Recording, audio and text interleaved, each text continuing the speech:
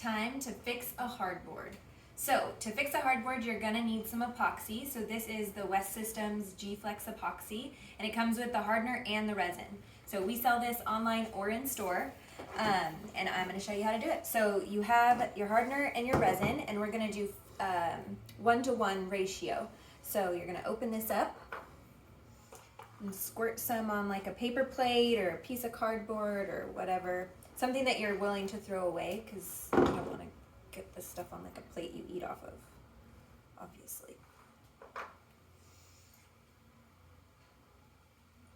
You get even amounts of both. And maybe wear gloves, unless you're like me, just whatever.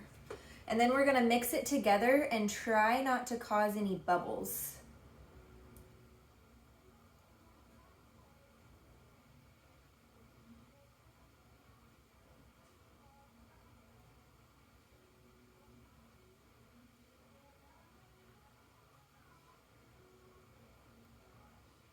All right, and then wherever your crack is, or your hole, mine is not a full crack yet, but I'm going to put something over it, because if you do have a crack and your board is in the water, it can become waterlogged. So that means the foam core is going to start to take on water, and then your board's going to get heavier. So we want to try to make sure that preventative maintenance, we're just going to go over this as kind of a soft spot. Something happened there, but it did not crack all the way through. So I'm just going to put some of this over there, but I have also repaired cracks or holes with this same technique.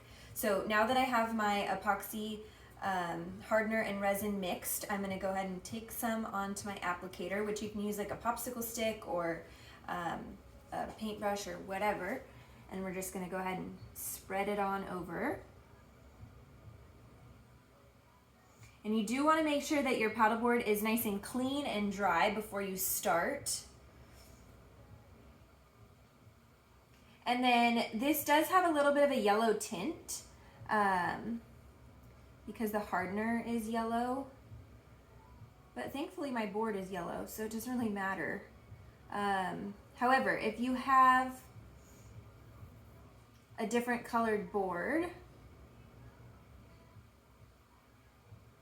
there's some other tricks. So that's pretty much good. I'm gonna let this cure for 24 hours, so we won't use it again until tomorrow.